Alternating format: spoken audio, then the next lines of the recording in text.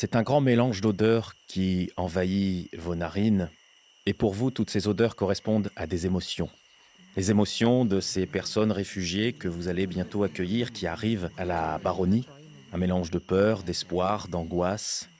Vos sens également captent le petit grincement de la charrette qui transporte leurs maigres biens de cette petite vingtaine de personnes que vous commencez à deviner au détour d'un chemin quand, soudainement, vos instincts animaux se hérissent. Le loup en vous a l'échine qui se dresse quand vos narines s'emplissent d'une odeur d'ours.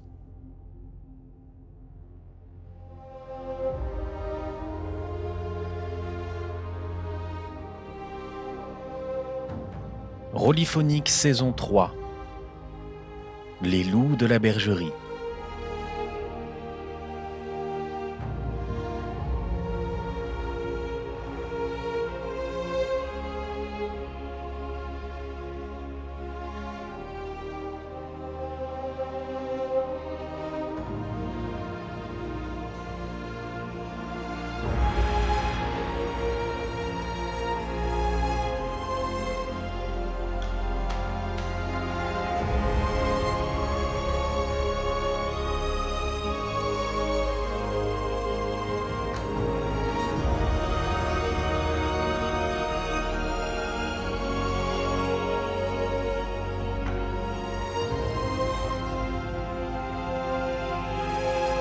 Deuxième conte.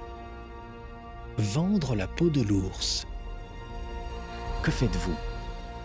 Je me fonds immédiatement dans les ombres. C'est la nuit et j'aime pas. Il y a du grabuge. Je vais me tenir prêt à bondir de loin. Le loup qui est en moi s'agite. Il se réveille brusquement. Les poils de ma bête se hérissent à l'intérieur de mon âme. Et instantanément, mon réflexe de survie est de vouloir protéger ma meute avant tout. Mon regard se pose tout autour de nous pour essayer de percevoir ce qui se passe. Est-ce que l'odeur vient du groupe? Est-ce qu'elle vient d'ailleurs? Tous les sens en alerte, je me cache tranquillement derrière mon alpha. Mon loup augmente sa prégnance et s'éveille lui aussi. Et je me tiens aux côtés d'Armand, prête à agir, s'il le faut.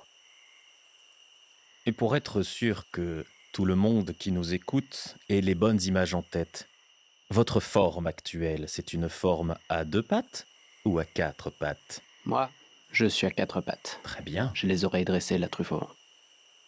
Je suis à 2 pattes, prête à passer à 4. Et Armand? Idem, je suis là pour accueillir des humains avant tout. Je suis déjà dans un petit combat intérieur avec mon loup pour qu'il ne s'exclame pas. Cela dit, des reflets jaunes apparaissent dans mon regard. Et une personne suffisamment attentive aura remarqué que mon attitude a déjà fortement changé. Celles et ceux d'entre vous qui étaient particulièrement aux aguets et qui commencent à essayer de détecter d'où vient cette odeur vont pouvoir me faire un petit jet. Dites-moi si vous avez réussi ou échoué. Johan, Raté. Agnès, C'est une réussite. Armand. Alors avant de faire mon jet de dés, je vais demander à Armand le jeune, mon fils, de partir en éclaireur, ce qui va me permettre de prendre un dé de notre lien de meute. Et c'est une réussite. Vos sens ne sont pas trompés par le vent et surtout par le manque de vent de cet été où l'air est très stagnant, ce qui peut parfois brouiller la direction des odeurs. Et elle peut se mêler à celle des herbes de garrigue. Mais vous détectez également un bruit. C'est fou comme quelque chose d'aussi massif fait aussi peu de bruit. C'est presque comme à croire que peut-être la chose, l'immense silhouette qui fait craquer les herbes, faisait un peu en sorte que vous sachiez qu'elle est là. À peut-être une vingtaine de mètres, bien dans un petit bosquet de chênes kermès, en train de guetter. Et Armand, ton fils fait un petit bond en arrière et d'instinct, ton visage se tourne vers le bosquet où tu as vu ça et tu as vu comme le petit éclat d'un œil jaune, mais pas comme le vôtre. Effectivement, vous vous en doutez d'un œil bien plus ursin. Les albigeois que vous devez accueillir, eux, s'avancent tranquillement et une femme qui est à la tête lève la main et agite une lanterne avec un signal convenu en faisant un petit « Eh oh !» Avant qu'il ne soit trop près et puisse nous voir pour de bon, puisque je suis cachée derrière mon alpha, je me transforme en loup et me glisse dans les ombres. Si tu veux que ça soit très rapide, il faut que tu prennes un dé dans le lien de meute. Sinon, ça prend quelques minutes. Par contre, si tu utilises un dé du lien de meute, ça prend quelques secondes de te transformer, de prendre ta forme de loup. Et donc, tu t'enfonces sous ta forme lupine dans les fourrés, mais où vas-tu ? Je me positionne non loin de mon alpha, dans les fourrés, vraiment au bord du chemin, mais de façon à ce que personne ne puisse me voir. D'accord, fais-moi quand même un petit jet de corps, au cas où un albigeois à l'œil aiguisé ait pu voir quelque chose de fort peu chrétien se produire sous son nez. C'est une réussite. Très bien, donc tu te glisses, deviens une ombre parmi les ombres, esquivant tous les reflets de la lune, et au milieu d'un petit bosquet, tu te transformes en une grande louve, puisque rappelons-le, vous avez la même masse en tant qu'humain et en tant que loup. Moi qui ne suis pas spécialement attentive, est-ce que je peux déduire de l'attitude de mes compagnons dans quelle direction est la menace ? Savoir si c'est dans la même direction que la charrette des albigeois ou non. En gros, le chemin sur lequel vous vous tenez est à l'orée d'une toute petite forêt, une petite forêt, on va dire un gros bosquet de garrigues, et qui est sur un axe est-ouest. Vos réfugiés viennent de l'ouest. Ce que sent et ce qui semble effrayer tes camarades semble être un peu au nord par rapport à cette situation. En gros, cela forme un triangle. La chose est au nord, dans les fourrés, entre vous et les albigeois. J'ai comme idée le fait que dans notre meute, nous avons développé un petit langage non verbal à base de sifflements quand on est humain et de jappements quand on est des loups. Et que, étant toujours humain, mais sachant que je peux être entendu par le reste de ma meute, je vais siffler le son de la chasse. Intimant ainsi l'ordre au reste de ma meute, en tout cas ceux qui se sont transformés, d'aller chasser cette menace pendant que je m'occupe de l'accueil de nos chers albigeois. Johan et Agnès, obéissez-vous à cet ordre ? Bien sûr. Donc vous allez faire un jet de corps qui représente votre capacité de chasse. J'ai 4 réussites. J'ai 2 réussites. Eh bien, Johan, tu te fais assez rapidement distancer par Agnès. Tu as beau avoir l'habitude de chasser avec elle, là, manifestement, elle se laisse un peu déborder par son énergie, toute la frustration qu'elle a accumulée dans cette journée à l'église, tout ce moment où elle était foudroyée par le regard de ce moine franciscain, se lâche, elle part et littéralement, elle devient visible. Tu entends juste de temps à autre son petit halètement excité. Mais ce halètement excité se transforme au bout de quelques minutes en un petit couinement apeuré. Car, Agnès, tu ne t'attendais pas à tomber sur une proie de cette taille. Tu en as vu des animaux, mais jamais tu n'as vu un ours aussi énorme. Lorsqu'il a compris qu'il allait se faire rattraper, il s'est retourné. Près d'un petit ruisseau, sur ce que dans la région on appelle un petit clapas, une toute petite plaine un peu caillouteuse et herbacée, sous la lune, tu l'as vu tout d'un coup s'arrêter et se mettre sur ses 2 pattes arrière. Et là, tu n'as pu retenir ce petit couinement quand tu as vu qu'il faisait près de 4 toises de haut. Et toute la vallée retentit de l'écho de ce qu'on est obligé d'appeler un rugissement. Que fais-tu, Agnès? L'attaques-tu? Non, je reste à distance juste suffisante pour qu'il ne puisse pas me toucher immédiatement. Et je hurle à mon tour afin d'appeler ma meute à l'aide.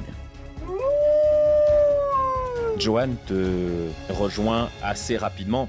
Toi aussi, tu constates l'énormité de la bête qui se repose sur ses 4 membres et recule en fait tout doucement. Et il semble bien qu'en fait, Johan, qui est un petit futé, a bien compris que ce rugissement était un rugissement d'intimidation pour vous communiquer l'idée de « venez pas me chercher, les gars ». Pendant ce temps, sur le petit chemin, la vieille dame s'approche et la première personne qu'elle rencontre, c'est Marie. Puisque manifestement, Armand a le regard un peu préoccupé et sa tête se tourne plutôt du côté du nord. Heureusement, les humains n'ont pas vos sens. Mais tu vois les narines de Armand palpiter à la recherche d'odeurs pour savoir ce qui se passe maintenant qu'il a lancé le signal de la chasse. Et la vieille femme s'approche de toi, Marie, en disant c'est vous les hommes du Baroun. Il paraît que vous alliez nous défendre, mais vous êtes une dame. Ah, mais je ne suis que le comité d'accueil, madame. Je ne suis là que pour vous guider vers le village. Mais Dieu vous a en sa garde. Approchez les amis, nous sommes arrivés. Et là, le rugissement. Toutes ces pauvres personnes, tout d'un coup, se calfeutrent les unes contre les autres, sauf, tu le vois bien, 2 silhouettes qui, prises de panique, courent dans les bois.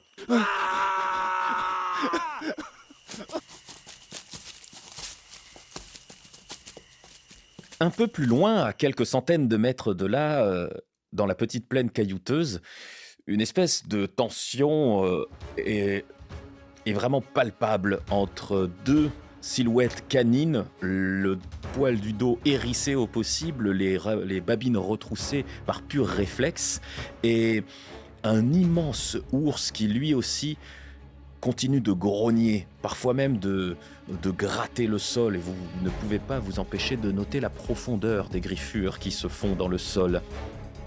Manifestement, l'ours ne sait pas trop quoi faire non plus. Faites-vous quelque chose. Je jette un regard en coin à Agnès, pousse un petit jappement plaintif et recule, presque apeuré, mais bien sûr il s'agit d'une ruse. Je vais laisser Agnès faire ses grognements, faire peur à l'ours, le laisser essayer de nous impressionner, tandis que moi je vais faire le tour. Très bien.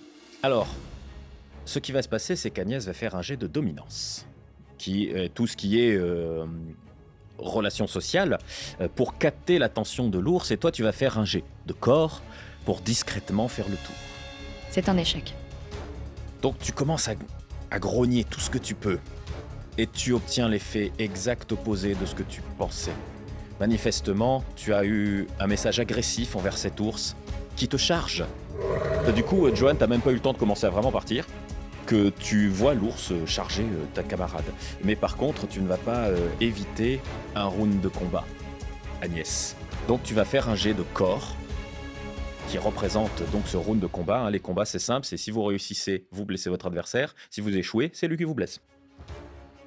4 et 1. Très bien, une réussite. Eh bien, tu vas encaisser 3 niveaux de dommages. Car tu te précipites tout d'un coup, mais de manière vraiment chaloupée, l'ours esquive ta morsure et te balaie d'un revers de pattes. Tu sens la morsure de la griffure dans tes côtes.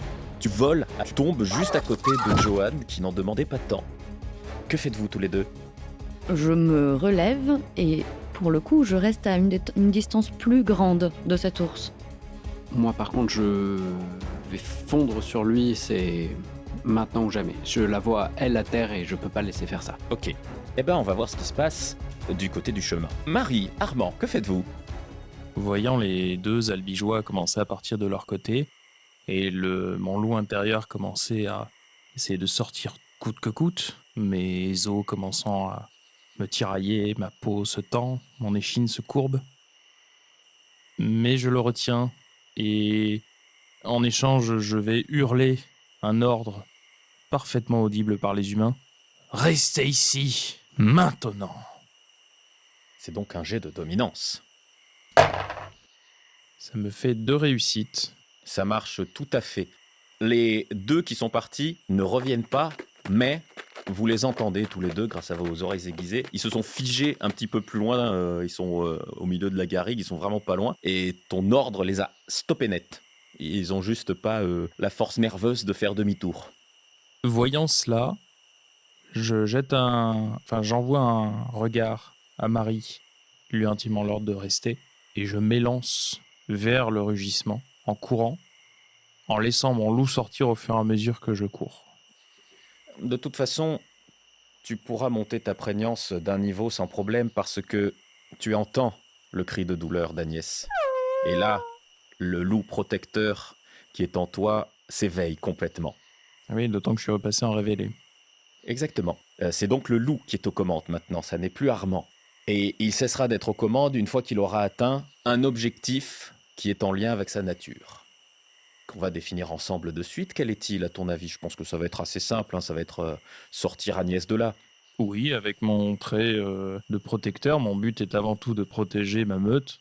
Donc, effectivement, le but, ce sera de faire en sorte que tout le monde sorte vivant. Tout le monde. Tout le monde de ma meute. Et tu te transformes donc? Oui. Est-ce que tu utilises un lien de meute pour le faire le plus vite possible ou est-ce que tu prends quelques minutes pour te transformer? Non, je vais utiliser un lien de meute pour le faire. Donc tu cours dans les fourrés, tu tombes au sol et en quelques secondes, dans un fatras de vêtements déchirés, surgit la puissante silhouette de Bailly d'Argent qui s'élance à toute vitesse de là d'où venait le cri de douleur d'Agnès. Et Johan, lui, pendant ce temps, se jette sur l'ours. Il me fait mine de l'attaquer au jarret. Au dernier moment, j'essaie de remonter vers sa gorge. C'est du corps, hein, forcément.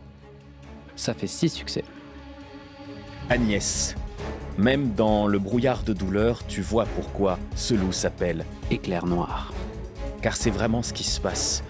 Tout d'abord, il approche à petits pas et puis il se met à courir et d'un coup, des zigzags qui sont vraiment d'une vitesse incroyable et l'ours a essayé de lui faire le même coup qu'à toi, de cette espèce de mouvement chaloupé, l'esquiver et balancer d'un revers, sauf qu'Éclair Noir avait anticipé ce revers et a bondi au dernier moment et plante ses crocs, alors non pas dans la gorge comme tu espérais le faire, mais presque au niveau de la nuque, tu es accroché sur le dos de l'ours, les crocs pleinement plantés dans son cou, et il se lève tout d'un coup en se secouant dans tous les sens, alors tu finis par lâcher, mais tu as pris un bon morceau de chair dans la gueule quand tu l'as fait.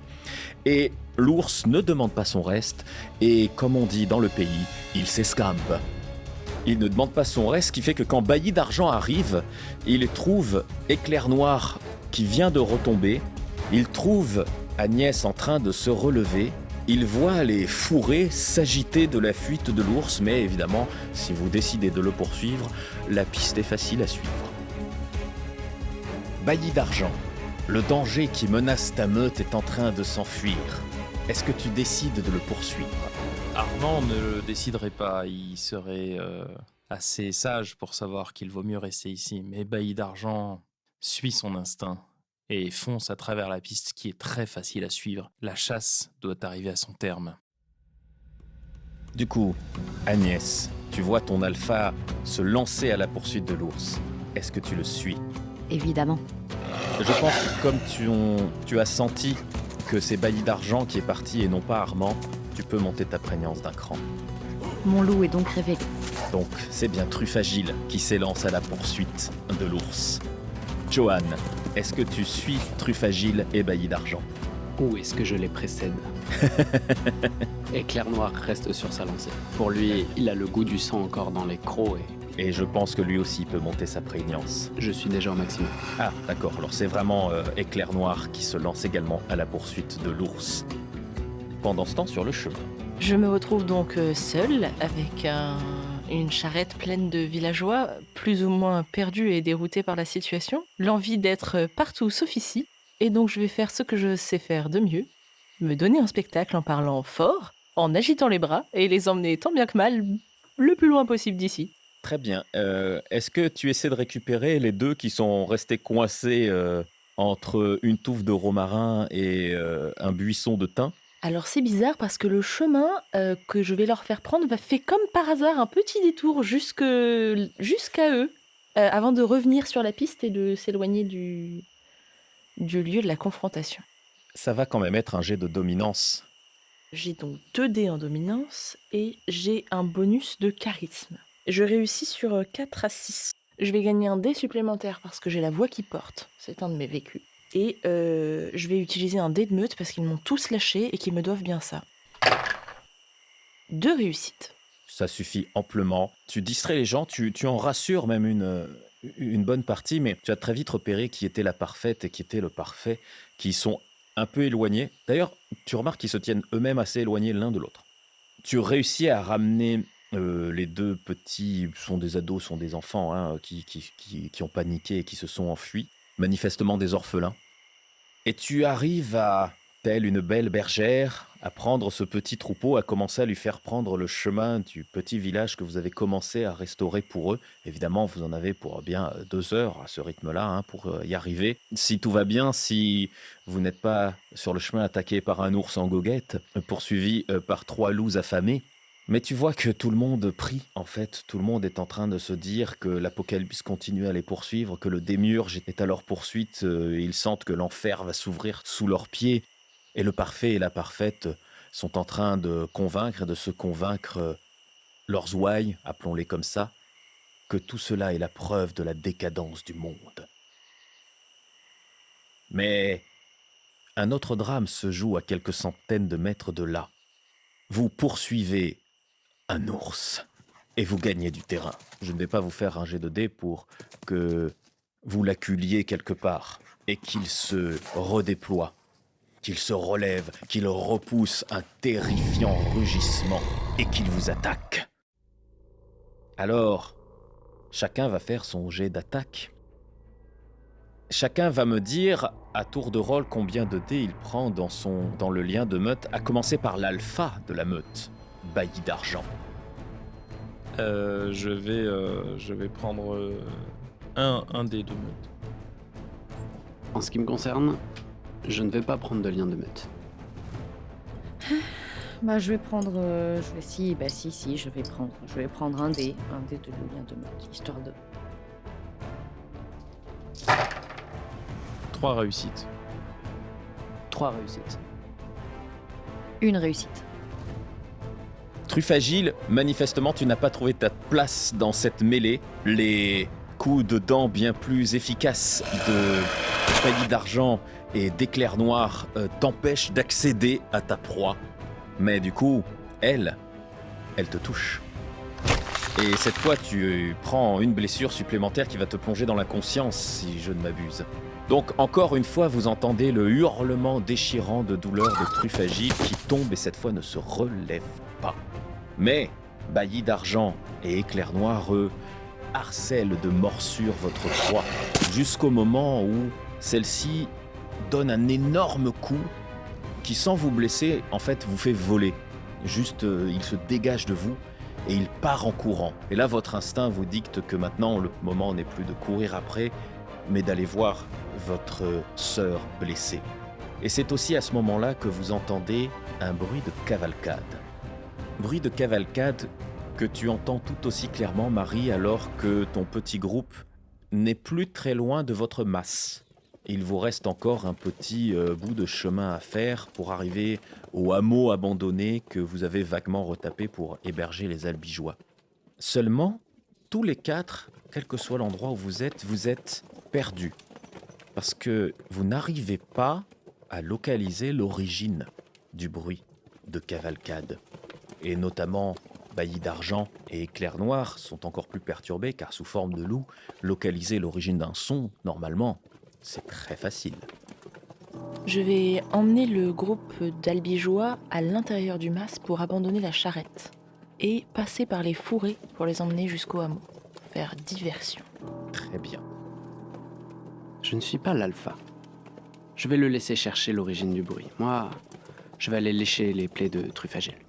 Comprenant ce qu'a décidé de faire Éclair Noir, j'arrête mon mouvement qui m'a mené à vouloir défendre Truffagile et je me concentre. Ce son autour de moi, je ne le comprends pas, je ne sais pas d'où il vient. Je n'arrive pas à comprendre sa provenance, alors je vais aller chercher au fond de moi, au fond de mes souvenirs. Est-ce que j'ai déjà entendu ce bruit ?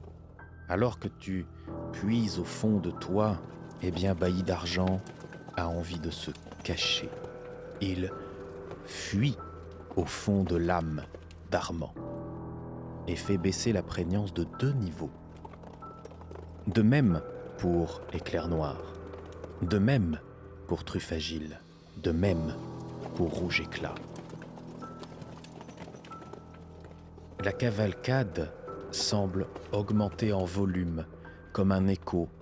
Elle sonne comme si vous étiez dans une grotte et que l'écho de bruit de sabots de chevaux résonne tout autour de vous. Près de toi, Marie, tous les albigeois tombent à genoux et prient tout ce qu'ils peuvent prier. Et bientôt, une lumière commence à émaner de divers endroits de la garrigue. Et il y a comme des éclairs de feu de Saint-Elme au sommet du pic Saint-Loup. Et bientôt, d'abord comme une image rémanente entre deux clignements de paupières, mais de plus en plus vives, vous voyez, même si vous êtes loin les uns des autres, entre les fourrés, les silhouettes de chevaux fantomatiques, des bruits de corps de chasse, et puis le silence.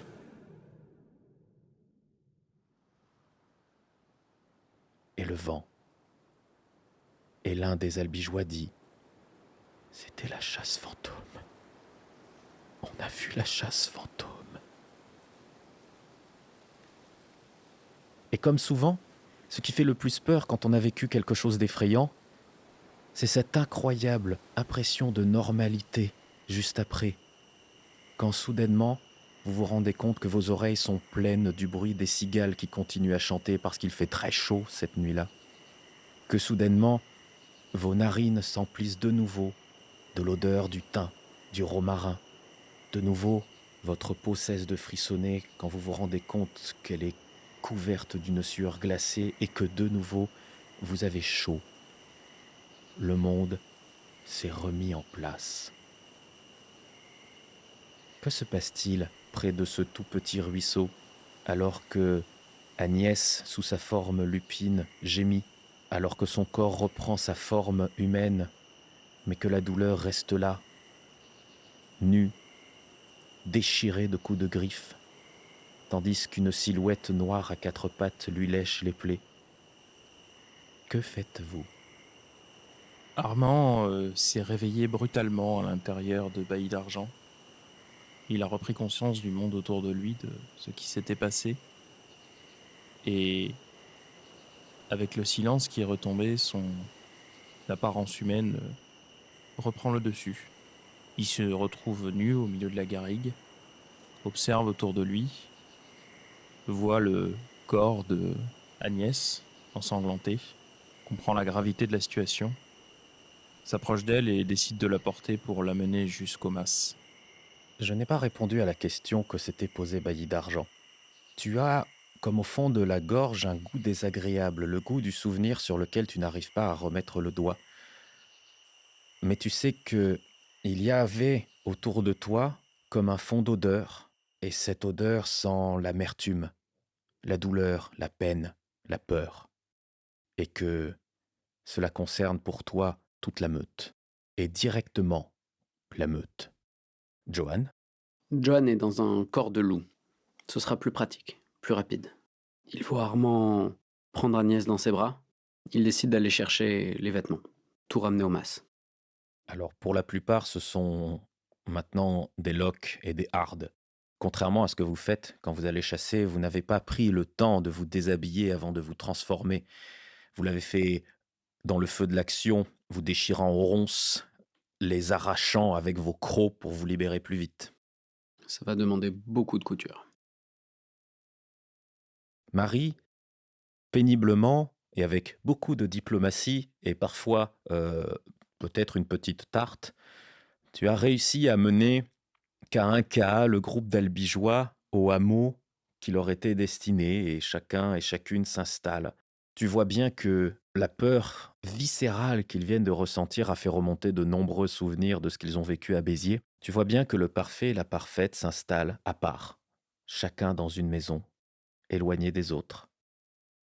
Mais quand même prennent le temps de vous remercier en disant que maintenant ils allaient se mettre au travail pour continuer à restaurer cet endroit et que le plus vite possible ils feraient en sorte de ne pas dépendre de vous. Mais très vite, tu sens que moins tu restes, mieux ce sera. Je ne vais donc pas insister et partir à la rencontre de mes camarades, qui doivent soit être en piteux état, soit se demander où est-ce que je suis passée. Eh bien, c'est effectivement un triste spectacle que tu vois quand tu rentres au mas, alors que le ciel commence à rosir à l'est. Tu vois la forme élancée, même efflanquée, diraient certains, d'éclairs noirs trottiner tranquillement à côté de la haute silhouette d'Armand, mais ton cœur ne peut s'empêcher de bondir lorsque tu vois qu'Armand porte dans ses bras comme un fétu de paille si léger, la forme d'Agnès inerte. Je ne vais pas vraiment réfléchir et je vais me précipiter à la rencontre d'Armand pour prendre le relais et récupérer Agnès. Et autant que possible, m'occuper de lui apporter les premiers soins pendant que les garçons se changent et se reposent. Il y a de la fracture à réduire, il y a du sang à éponger. Ça tombe bien, on a déjà perdu connaissance. C'est vrai. Du coup, tu te réveilles dans un clac. Aïe! Oui, bah ça va, hein. Tiens, bois un verre de ça, mange donc un bout de lard. Ça va te remettre les idées en place. Non mais là aussi, tu prends des risques, tu fais tout n'importe comment toute seule. Hein? Je suis sûre que tu les as même pas laissés t'aider. Mais c'est pas vrai. Non, alors déjà, d'abord, on était deux. Et puis, moi, je suis désolée, mais on m'a dit d'attaquer, alors j'attaque. Agnès, me la fais pas à moi. C'est vraiment pas juste parce que tu me crois jamais, de toute façon. Et c'est surtout que je m'inquiète. Bah, tu t'inquiètes, n'empêche que toi, tu l'as pas vu, l'ours. Voilà. Je me retiens de Omégué et je continue à la soigner. Ce n'était pas un ours, c'était le bassa jaune. Il s'agit, comme nous, d'une âme double, une créature venant de loin à l'ouest d'ici jusque dans les terres basques, et que je ne voulais pas voir un jour arriver jusqu'à notre territoire. Mais Armand, dans tes souvenirs, il y a un petit problème. Le Bassa June, ou le Bassa Jonak, est une âme double, c'est vrai, mais qui normalement ne se transforme pas. C'est quelqu'un qui a des capacités ursines en permanence, qui est velu, qui est costaud. Ça te rappelle également une autre forme d'âme double ours, qui pour toi n'était qu'une légende venue des lointaines contrées du Nord et qu'on appelle le Berserkir. Je vais garder ça pour moi pour l'instant. Alors attends, excuse-moi, t'es en train de dire qu'il est comme nous, mais enfin, je suis désolée, elle était où sa meute, hein, parce qu'il était tout seul, mais tu veux... En fait, du coup, là, on a déclaré une guerre de clans, en fait. On part en guerre, on a des gens qui sont en train de prendre notre territoire, et Agnès, Oui. ce n'était pas un loup, il n'a pas de meute, il n'y aura pas de guerre de territoire, le territoire est le nôtre, il n'a rien à faire là. Et nous n'avons pas déclaré de guerre. D'accord. Ce Bassajoun, cet homme ours que nous avons vu, est-ce que ce serait le moine franciscain, celui qui ne parle pas notre langue? Il y a de grandes chances que ce soit lui, oui. Du coup, il y a un moine qui est mort à côté, là. Agnès, nous n'avons pas fini la chasse. En tout cas, il n'était pas en bon état, parce qu'il a quand même vachement amoché, Johan, hein. Moi, je dis qu'il a pas tenu longtemps. Je rougis un peu, je me sens fier, j'ai pas l'habitude d'être, après tout, celui qui a fait le plus gros du boulot. Petite question, juste pour que nos auditrices et auditeurs se mettent bien l'image en tête. Euh, En faisant cette discussion, vous avez pris la peine de vous rhabiller ou pas encore? Moi, on vient de me soigner, non, je suis à poil, hein. Eh bien, Johan prend soudainement conscience aussi de sa nudité et ma voix se met derrière une chaise. Et rappelle-toi que du coup, tu as sans doute le visage couvert de sang. Armand a déjà un petit peu plus du fait de son âge humain assez avancé, des habitudes humaines très ancrées. Il sait que en plus, avec tout ce qui s'est passé, il y a peut-être des gens du village qui vont vouloir venir, et c'est assez rapidement enveloppé dans un morceau de tissu pendant qu'il parlait. C'est bien que tu dises ça parce que, alors peut-être que tu es un tout petit peu moins attentive à la discussion, mais c'est Marie qui entend un petit bruit de sabot. En fait, tu reconnais très vite que c'est un bruit de mule. Bon, Johan, tu vas rester planté là combien de temps avant de t'habiller? Allez, va te débarbouiller. Je file au puits, la queue entre les jambes. Que faites-vous? À part Johan, donc, qui va se faire une toilette rapide au puits. Je vais accompagner Agnès dans sa chambre pour qu'elle puisse se coucher sous une couette, pour qu'on voit pas qu'elle est blessée. Marie,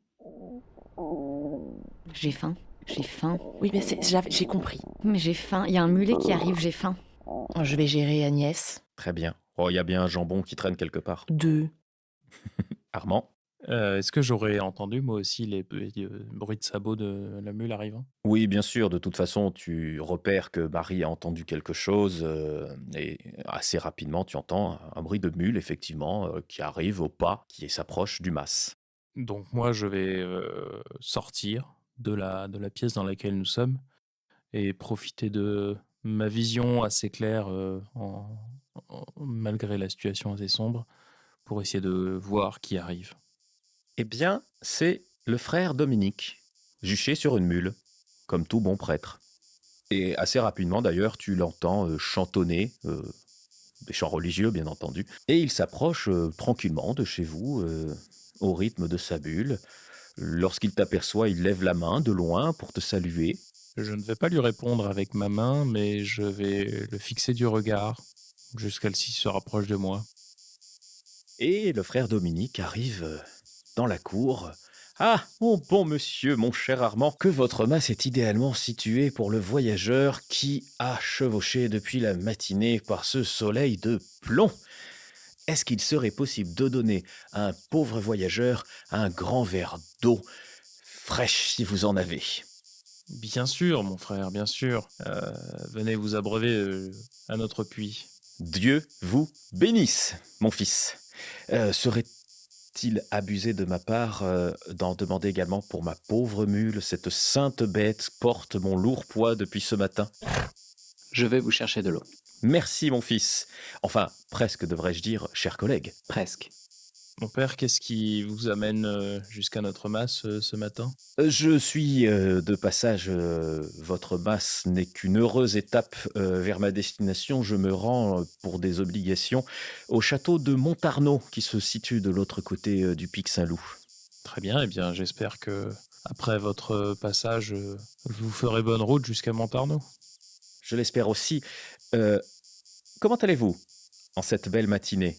Sentant venir le traquenard au vu des bruits de l'extérieur, je vais donner à l'intérieur de la maisonnée une illusion de normalité. Je vais donc me mettre à faire de la vaisselle de trucs propres.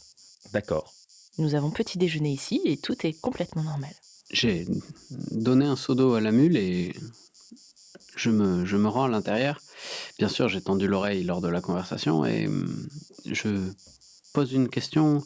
Est-ce que la route vers Montarnot passerait pas des fois par le petit hameau Non. Non, c'est bon. Non, vous seriez pas aussi bête d'avoir mis un truc au bord du chemin où tout le monde passe. Ma foi, les festivités d'hier étaient très agréables. Nous avons passé une bonne nuit. Aujourd'hui, nous avons nos activités communes à faire. Tout va bien, mon frère.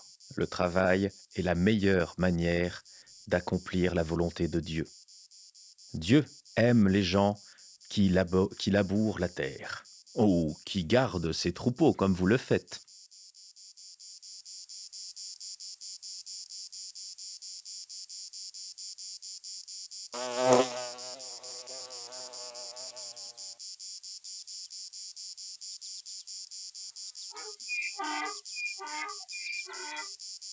Bien, je ne vais pas vous retenir plus longtemps, excusez-moi, vous avez sans doute fort à faire, alors je vous avoue que j'ignore complètement qu'est-ce que vous faites dans le quotidien. Désirez-vous que je bénisse? Allez hop, je vous fais un petit signe de croix pour bénir les troupeaux vaguement dans la direction de la bergerie. Marie, Oui. je fais un signe de tête en direction du frère. Peut-être un fromage pour lui montrer ce que nous faisons. Ah oui, suis-je bête, je manque à toutes les règles de l'hospitalité. Tenez mon frère, voici un petit baluchon pour emmener jusqu'à Montarnot. La route sera moins difficile. Et attention, cette bouteille, ne l'ouvrez pas tant qu'il y a du soleil. Oh, mais vous êtes une sainte, ma chère amie. Je vous remercie 1000 fois, soyez 1000 fois bénis. Eh bien, je reprends la route avec le sourire et je me rends à Montarnot. Et là, il fait un double bac. Il monte sur sa mule, fait quelques pas, il arrête sa mule. Vous voyez qu'il bouge pas. Il réfléchit, il dit vous savez, je vais à Montarnot voir le nouveau capitaine que l'évêque a nommé pour la région, quelqu'un dont j'ai entendu dire qu'il était très rigoureux. S'il arrivait que ce capitaine passe dans cette région avec sa troupe, peut-être rappelez-lui que la garrigue n'est pas un endroit où les soldats aiment à chercher. Passez une bonne journée, mes fils et mes filles. Et la mule part en cliquicopant. J'attends de le voir s'éloigner ainsi et je me retourne vers les autres. Mais qu'est-ce qu'il veut, celui-là? Quel est son but? Clairement, nous dire qu'il a compris qui on est et qu'il se fait zéro doute. S'il a compris qui on était, on a de grandes chances de finir sur un bûcher. Marie. Sauf si son ami est comme nous. Je suis de l'avis de Marie. Je suis pas rassurée du coup. Marie, tu ne nous as pas raconté comment s'était passée la transhumance. Moins bien qu'à l'accoutumée, des bêtes moins dociles, moins collectives. Mais bon, elles sont arrivées à bon port et m'ont fait comprendre qu'elles avaient plus besoin de moi. Peut-être que l'ours que nous avons croisé hier accompagnait le troupeau plus qu'il ne le menaçait. Peut-être que nous avons méjugé de ces moines et, mus par une ferveur chrétienne et peut-être de la bonté en leur cœur, ils ont voulu eux aussi protéger, après tout, des pauvres airs sur la route. Enroulée dans un drap, je suis tranquillement revenue parce que j'aime pas trop être laissée à l'écart. Et donc, j'arrive sur cette dernière phrase. Ou oui, mais alors, je suis désolée, mais enfin, normalement, c'était censé être secret. Donc déjà, de base, je vois pas pourquoi, ils étaient là pour, protéger des gens, alors que nous, on était là, du côté secret. Enfin, franchement, moi, je oui, mais alors ça veut dire qu'il y a quelqu'un qui a laissé passer l'information et ça veut dire dans ce cas-là que c'est dangereux et donc moi, je propose que, bah, ce hameau, on le vide. On le vide, Agnès. J'ai faim. Ça suffit, Agnès. Nous irons chasser ce soir une bête, comme il y en a de nombreuses dans la région, et tu mangeras à ta faim. Merci. Mais pour l'instant, tu vas te reposer, car tu saignes encore, Oui, bon, d'accord. petite conne. Il va se passer un petit peu de temps avant que vraiment l'action reprenne, alors on va prendre le temps de faire le tour de ce que font vos personnages pendant une journée ou deux. À commencer par Agnès, car il me semble que c'est le plus évident, tu dois te remettre de tes blessures. Exactement. Je vais passer, 2 jours et une nuit au lit à bouffer. Car il faut savoir, chers amis, que parmi les nombreuses choses que les Neuris ont de mieux que les humains, c'est qu'ils guérissent à une vitesse stupéfiante pour nous. Et en à peine 2 jours, Agnès, qui était à l'article de la mort, est complètement guérie. Marie, que fais-tu pendant ces 2 jours? Alors premièrement, je vais me lamenter de la diminution vertigineuse de nos stocks de réserve de nourriture. Et je vais encore augmenter ma détresse en allant amener du coup des légumes et diverses conserves non animales jusqu'aux albigeois, vérifier qu'ils sont bien installés, et passer le reste de mon temps à faire du fromage. Bien, tu dois bien avouer que ces albigeois sont des gens entreprenants et travailleurs. Car en 2 jours, tu vois les progrès du village qui, de demi-ruine que vous aviez retapé du mieux que vous pouviez, déjà commence à prendre une forme de vie. La communauté est déjà organisée. C'est là d'ailleurs que tu apprends qu'il est normal que le parfait et la parfaite se tiennent à l'écart car leur vœu leur interdit de vivre en communauté avec les autres et eux-mêmes n'ont pas le droit, ne serait-ce que de presque regarder et surtout de toucher un membre du sexe opposé. Donc la parfaite et le parfait vivent à part l'un de l'autre. Mais la communauté, eh bien, on peut pas dire qu'elle est joyeuse, on sent encore le traumatisme, mais se met en place et pose de nombreuses questions sur ce qui s'est passé cette fameuse nuit, ces cris qu'on a entendus dans la garrigue, cette chasse fantôme qu'on a vue et se pose beaucoup de questions sur cette terre et tu as déjà remarqué que certaines rumeurs et certains contes sur cette terre où les loups gardent les moutons sont arrivés à leurs oreilles. Johan, que fais-tu? Moi, de mon côté, je crois que je préfère aller au village. J'aimerais bien à Castel-Londres savoir qu'est-ce qui se passe et qu'est-ce qui se dit sur le mariage où la mariée a poussé un cri et s'est évanouie en voyant certaines personnes. Honnêtement, pas grand-chose. Tout le monde met ça sur le compte de l'émotion, du mariage, de la chaleur. Ça a vite été tourné dans l'anecdote sympa qu'on racontera sur le mariage de la femme du Seigneur. Il y a vraiment rien qui éveillait une suspicion spéciale sur, sur cet événement en particulier. Le village parle beaucoup plus eh bien, de ces soldats qui sont arrivés au château de Montarnot car le capitaine qui maintenant tient la garde du château est directement sous les ordres de l'évêque de Maglone, dont on sait qu'il est quelqu'un de très coriace contre les hérésies. Et la rumeur bruisse qu'ils sont là pour chercher des hérétiques. Armand, que fais-tu, toi? J'ai bien compris la mise en garde que nous a donnée le frère dominicain et je me suis posé beaucoup de questions durant la journée et durant la nuit. Je me suis dit que si notre territoire, le territoire de notre meute était menacé, il était fort à croire que le territoire global de la région l'était aussi. Et nous ne sommes pas les seules créatures fantastiques qui existent ici. J'ai donc décidé de remettre les clés du mas à Marie, à mon fils Armand et au vieil Anissé, et je leur ai dit je m'absente pour la journée. Je vais aux grottes. Ils savent très bien de quoi je parle quand je dis les grottes. Je parle des grottes des Demoiselles, qui se trouvent un petit peu au nord d'ici, surplombant la rivière de l'Hérault. Je vais aller rendre visite aux Demoiselles, justement. Quand tu entres par la crevasse, dont tu es l'un des rares à connaître l'existence au milieu de la garrigue,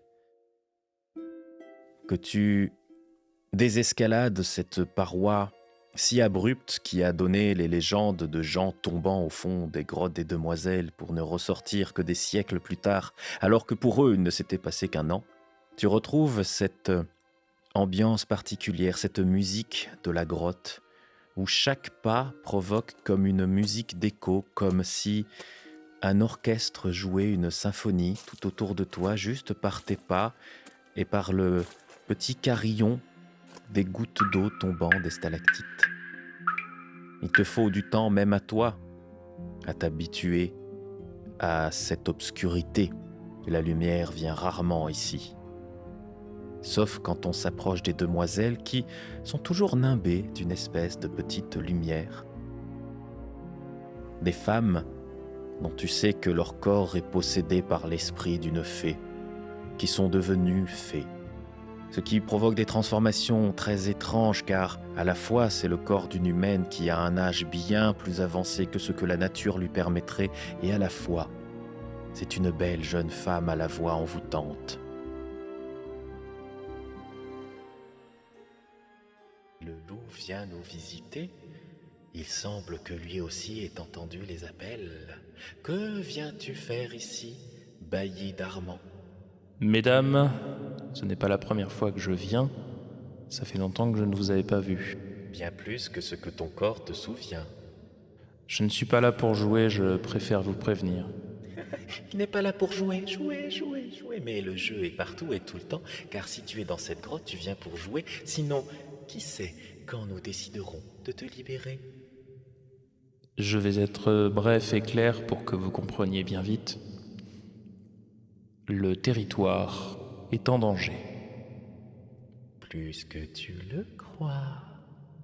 Justement, je viens là pour vous mettre en garde, mais aussi pour vous poser des questions. Quand il s'agit de nos cousins les humains, ils sont actuellement dans une bataille, à savoir auprès de qui ils doivent croire et de quelle façon ils doivent croire. Et pour cela, ils sont prêts à brûler des villages et des villes entières. Mais ne devrais-tu pas t'inquiéter des batailles qui ont lieu parmi tes frères et tes sœurs, les plus proches et les plus lointains ? Oh, petit loup, petit chiot perdu dans les flammes du temps, ne devrais-tu pas t'inquiéter de ce que la houle du passé va faire remonter ? De quel genre de vague vas-tu être enseveli, cette vague qui vient de là d'où tu viens ? Justement, j'y viens. Nous formons une meute puissante et solide. Nous avons vaincu un ennemi il y a peu de temps, mais il s'avère que ce n'était peut-être pas un ennemi justement. Et aujourd'hui, nous sommes confrontés à une menace qui pourrait nous faire faillir, réellement et rapidement. Et vous le savez, si nous disparaissons, vous ne serez peut-être plus en possibilité de pouvoir tenir non plus. Car je sais comme votre existence fonctionne. Mesdames les fées, vous existez lorsque l'on croit en vous. Si nous ne sommes plus là pour croire en vous et si les hommes, on leur impose de croire en autre chose et de vous oublier, vous disparaîtrez. Mesdames, il faut vous réveiller. C'est le moment de sortir. Quant à cette autre menace, je la ressens comme un écho du passé, effectivement, mais cet écho est flou. Et comme je sais que vous êtes capable d'aller chercher dans la mémoire des gens et de faire un petit peu ce que vous voulez avec, j'ai besoin que vous m'aidiez à trouver des réponses à ce propos. Petit loup, cher petit chien, tu viens ici mais tu n'as pas les mains pleines. Tu viens ici parce que tu nous dis que tu nous protèges. Crois-tu que nous en ayons besoin? Petit loup, penses-tu que quand le héros de la fable s'approchera de toi, tu ne te diras pas « Oh, peut-être aurais-je dû proposer mon aide plutôt que d'ordonner ». Petit loup, tu te demandes ce que nous pouvons faire pour toi, mais toi, que peux-tu faire pour nous? Car quand les cauchemars galoperont partout autour du pic, quand la grotte où le vieux Guillaume médite sera en feu, quand tout ce que tu as construit se déchirera, les gens croiront en nous, car nous sommes de la fibre du rêve comme celle du cauchemar qui t'attend. Petit loup, était-ce le moment de t'éloigner des tiens? Celui que tu as combattu hier, nous le protégeons. Il pense ses plaies chez nous. Peut-être lui viendra t'aider quand le temps sera venu, si tu sais te faire pardonner. Et si tu sais distinguer qui sont tes alliés de tes ennemis. Petit loup, rentre chez toi. Joanne, au village, on te retient, car il y a un messager du château que te dit d'attendre, et puis au bout d'une petite demi-heure, il y a Amaury, le fils du seigneur, qui s'approche de toi en disant « Ah, Joanne, ça tombe extrêmement bien que tu sois venu. Est-ce que cela te dérange si je retourne aux masses avec toi ?» Il te prend à part, il t'éloigne. Sibylle aimerait vous rencontrer et je crois que j'aimerais partager ce que je sais de vous avec elle. Suivez-moi. Bien, je vais chercher les chevaux. Luc et Marc viendront avec nous. Alors, Luc et Marc, c'est 2 autres gardes, oui, qui sont de la même génération, hein, qui sont sur le même modèle. Et donc, toi qui partis seul au village, tu te retrouves accompagné de 2 gardes, de la jeune femme du futur seigneur et du futur seigneur de Castel-Lundres. Quand tu rentres et que tu dois t'approcher et annoncer ça à Marie, qui n'avait pas prévu ça et n'a pas reconstitué les stocks qui ont été mystérieusement pillés par un petit farfadet qui a mangé tous les jambons. Le mieux que je puisse faire, c'est d'annoncer notre venue. Je cherche dans ma mémoire les sifflements que m'a appris Armand et je vais siffler à plein poumon pour annoncer que j'arrive et faire quelques trilles courtes pour annoncer notre nombre. Peut-être Marie, le sachant, m'en tiendra moins rigueur. Très bien. Alors, évidemment, tu te fais un peu enguirlander par Amaury qui comprend pas pourquoi tu m'as sifflé comme un dératé au milieu de la campagne. Mais Marie t'entend, effectivement, donc tu captes le message, Marie, et évidemment Agnès aussi, dans le mas. Que faites-vous pour les accueillir? Alors ça tombe bien parce que on a un agneau qui commence à être un peu trop charnu, qu'on va pas garder pour la conservation du troupeau. Donc on va prendre un peu d'avance et lancer un méchoui. Donc Agnès, tu vas t'occuper du feu. Oui, non, non, non, l'agneau, l'agneau. Ah, t'as dit oui, c'est trop tard. Et donc je vais m'occuper de l'agneau pour qu'il en reste pour les invités. Et le temps qu'ils arrivent, effectivement, alors ça n'est pas prêt, mais une bonne odeur de viande cuite emplit la cour du mas et t'accueille, Joanne, te rassurant sur le fait que le message est passé. D'ailleurs, odeur que tu sens dans la grotte des demoiselles. N'est-il pas temps de rentrer, petit loup? Je ne suis pas certain que vous allez me rendre service, mais si c'est le cas, je vous le devrai, mesdames. Merci. Et je commence à ressortir de la grotte. Avant que tu ne partes, petit loup, laisse-moi te raconter une histoire. C'était il y a longtemps, très longtemps, au bord de la mer, lorsque les loups chassaient sur l'eau. Mais à cette époque-là, les loups n'avaient pas le même capitaine. Il y avait Un loup. Un loup plus dangereux que les autres. Un loup qui ne voulait pas partager sa compagne. Un loup qui ne voulait pas partager le butin. Un loup qui était si fort et si puissant qu'il a vite pensé que sa meute était peut-être une gêne plus qu'un atout. Alors, un bailli s'est dressé. Quel prix n'a-t-il payé pour chasser ce loup? Que n'ont-ils pensé, toute cette petite meute qui se croit si solide? Qu'il était mort. Rentre chez toi, petit loup. L'odeur de méchoui, même si c'est un peu anachronique comme nom, c'est pas grave, se fait plus forte dans la grotte. Est-ce que tu suis cette odeur? Bah oui, quand même. Cette odeur te mène vers la sortie de la grotte et, à ta grande surprise, comme à celle de tout le monde dans la cour du mas, quand tu penses sortir de la grotte, tu sors de la pièce principale du mas. Quand tu arrives, Armand, dans cette cour, eh bien, il y a le fils du seigneur de Castel Lundres qui est là, accompagné de Johan et de sa femme. Je déteste quand elles font ça. Bienvenue, les amis. Alors, Sibylle respire j'ai pas confiance quand même. Je ne l'ai pas regardé une seule fois droit dans les yeux. Elle a gardé le regard assez baissé tout le long. Je m'occupe du feu tout en les regardant en coin. Je n'ai qu'une envie, c'est m'approcher et aller leur poser 12 milliards de questions. Amaury décèle, il aide Sibylle à déceler. Il intime l'ordre à Marc et Luc d'aller plus loin dans la cour, ce qu'ils font en rouméguant, parce qu'ils pensaient pouvoir aller plus près du méchoui. Et en plus, on leur avait promis avant que dans ce mas, il y avait facilement du claret qui attendait les gardes un peu qui s'ennuyaient. Et puis, il vous salue, Amaury, très posément, comme beaucoup de seigneurs locaux. La hiérarchie est quand même moins verticale entre les seigneurs féodaux et leurs sujets. Et voilà, il y a un petit instant de gêne, Amaury, il n'ose pas aborder le sujet. Bon, alors voilà.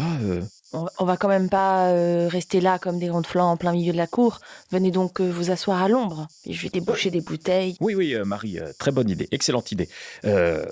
Voilà, alors, essayons de percer l'abcès, comme le dit Moshe, et parlons de ce qui s'est passé à l'église.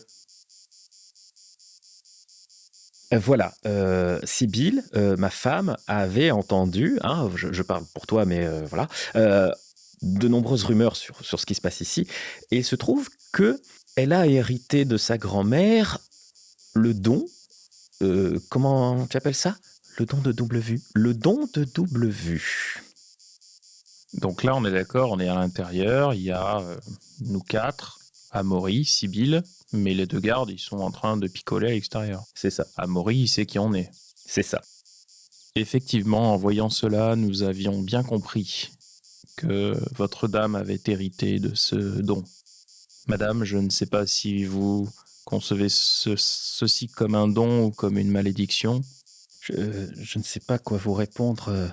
Bien sûr, lorsque j'en parlais à mon confesseur, il pensait que j'étais marqué d'une espèce de sceau démoniaque que seule la pénitence pouvait expurger. Mais quand j'en parlais à mon père et à ma grand-mère, ils disaient que c'était le sang de la famille et que de nombreuses vraies familles possédaient des choses comme ça. Nous sommes cousins lointains avec la famille des Lusignan qui disent descendre d'une fée.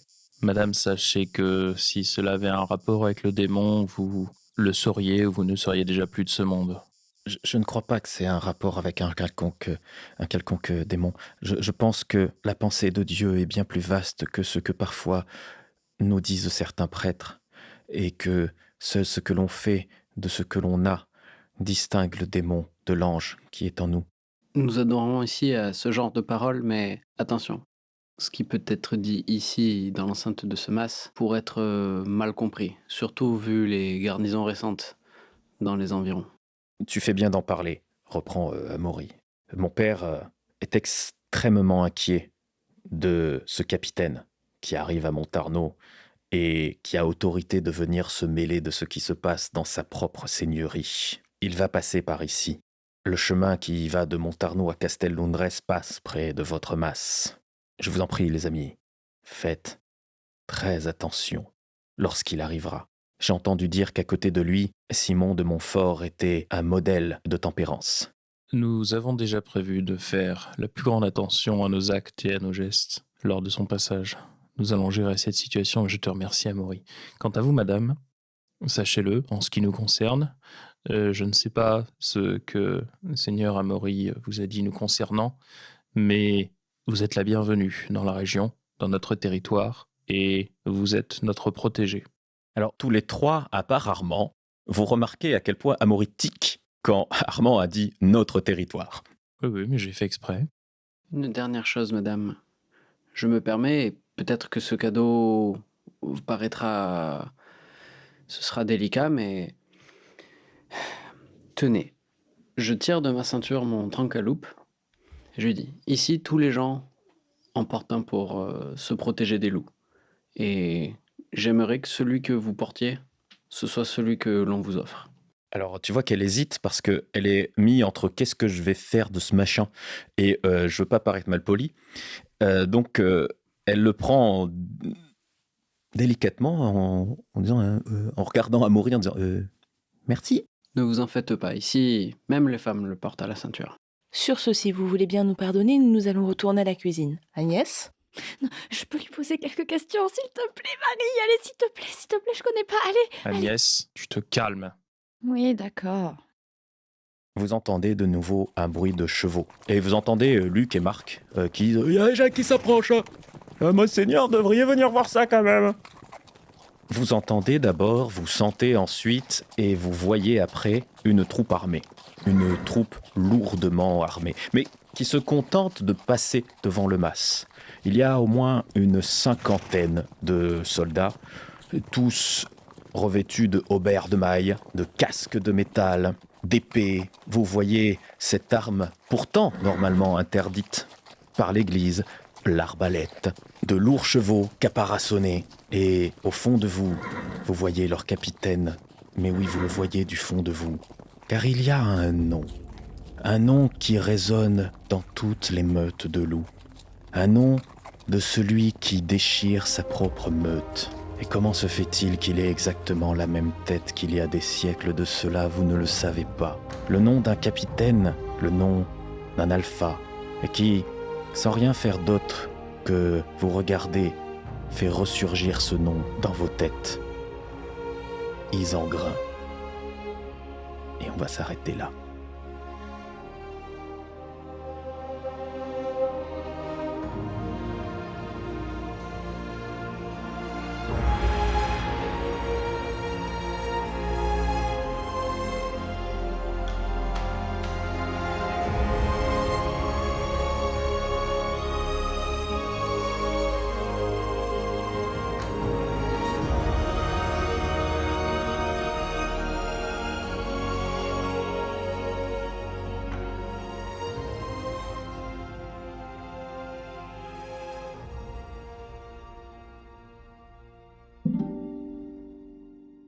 Je vais prendre un parallèle. Jérôme Larrey dit un truc très rigolo sur Tenga, qui est son jeu sur le Japon médiéval. Il dit tu prends un L5R et tu enlèves tout ce qui est fun. Et il y avait quelque chose de cet ordre-là dans le sens où j'ai pas mal joué aussi à Werewolf, qui est un bon jeu, et je ne dis pas que c'est un mauvais jeu, mais il y avait c'était pas forcément la vision que j'avais moi alors, du loup-garou aussi peut-être, mais de la dualité homme-loup que j'aurais aimé mettre en avant était un petit peu différente. Je trouvais qu'il y avait peut-être quelque chose de différent à faire sur ce sujet-là. Et pour le coup, je dirais pas que Meute est un jeu de loup-garou réussi. Je pense que j'ai essayé de vraiment de créer d'aller sur un autre plan. J'avais une autre idée en tête, mais effectivement, parfois, tu sais, quand tu fais des recherches, par exemple, tu tombes sur des choses, des sources en fait qui sont communes sans doute, et tu vois, bah tiens, en Australie, il y avait des canidés à l'époque qui ont été massacrés par les Occidentaux. Donc, dans Werewolf, il y a des loups-garous, il y avait une tribu australienne qui s'est fait massacrer. Et moi, c'est vrai que j'avais dit un truc un peu dans ce genre-là. Il y avait aussi des choses en Australie. Bon, c'était une petite ligne, parce que moi, j'étais centré sur la France, mais c'est pour dire, voilà, tu vois, effectivement, de temps en temps, tu te rapproches. Et c'est vrai que je mentirais si je disais que j'avais pas quand même gardé un œil pour vraiment être. Je voulais proposer vraiment une autre vision, quelque chose de complètement différent. Et donc, il y avait quand même une petite vigilance chaque fois que quelque chose pouvait éventuellement se rapprocher pour essayer de faire original et de se distinguer, quoi. Mais non, mais très vite, en fait, je dirais que les influences qu'on peut retrouver dans Meute, on va plus taper du côté de Néphilim, pour moi, que de loup-garou ou de vampire. Même si je ne réfute pas avoir joué aux deux jeux, ni qu'il peut y avoir de temps en temps des points où ça se relie. Mais ouais, je dirais que le jeu entre guillemets, proche, c'est Néphilim pour moi. C'est la fin de cet épisode. Merci de m'avoir prêté vos oreilles jusqu'au bout. Si ça vous a plu, n'hésitez pas à commenter, à noter selon les modalités de votre plateforme d'écoute. Et surtout, n'hésitez pas à partager ce podcast. Vous trouverez en description un lien vers mes réseaux et mon site où je publie les sources et les crédits de cet épisode. Et si vous désirez, pouvez-vous permettre de soutenir mon travail, ponctuellement ou régulièrement, il y a également un lien vers mon Tipeee. On se retrouve très vite, et n'oubliez pas, rêver, c'est résister.